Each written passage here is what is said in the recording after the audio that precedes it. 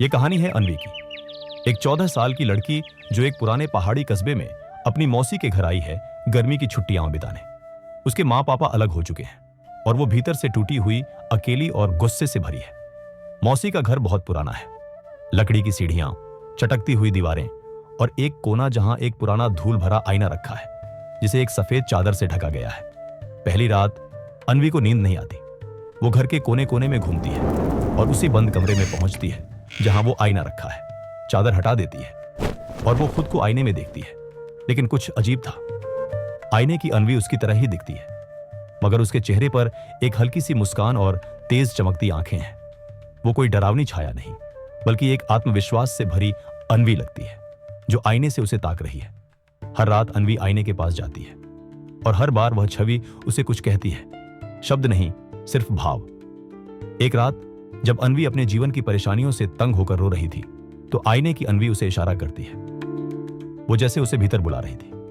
डरते डरते अनवी हाथ बढ़ाती है और जैसे ही उसकी उंगलियां आईने को छूती है, पूरा कमरा घूमने लगता है।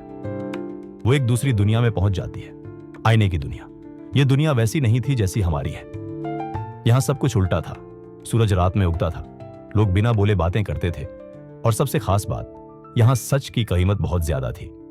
हर कोई अपने झूठ के मुखौटे पहनता था और अनवी को तब तक कोई पहचानता नहीं जब तक वो खुद को झूठा साबित न कर दे। उसे एहसास होता है कि उसने अपने जीवन में बहुत बार खुद से झूठ बोला है। मुझे फर्क नहीं पड़ता, मुझे किसी की जरूरत नहीं, मैं ठीक हूं। इन झूठों ने ही उसे अंदर से कमजोर कर दिया।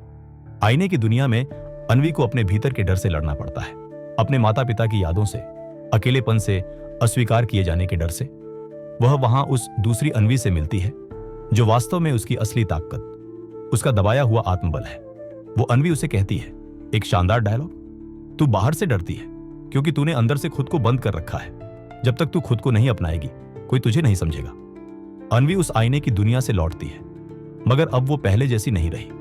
वो अब मुस्कुराती है, माँ पापा से फोन पर बात करती है, मौसी के साथ मिलकर खाना बनाती है और हर सुबह वो उसी आईने के सामने खड़ी होकर खुद को देखती है और कहती है, तू कमजोर नहीं है, तू बस खुद को भूली हुई थी। अनवी स्कूल जा रही है, कंधे पर बैग है, चेहरे पर आत्मविश्वास। आईने पर अब कोई चादर नहीं है। कमेंट्री चलती है, कभी कभी डर किसी भूत से नहीं, हमारी सोच से होता है, और जब हम खुद से मिलते हैं तो पूरी दुनिया बदल जाती है। तो दोस्तों, ये थी हमारी आज की कहानी। कैसी लगी कमेंट में बताना। चैनल को सब्सक्राइब करें और ऐसी वीडियो देखने के लिए वीडियो को लाइक और फॉलो करें। धन्यवाद।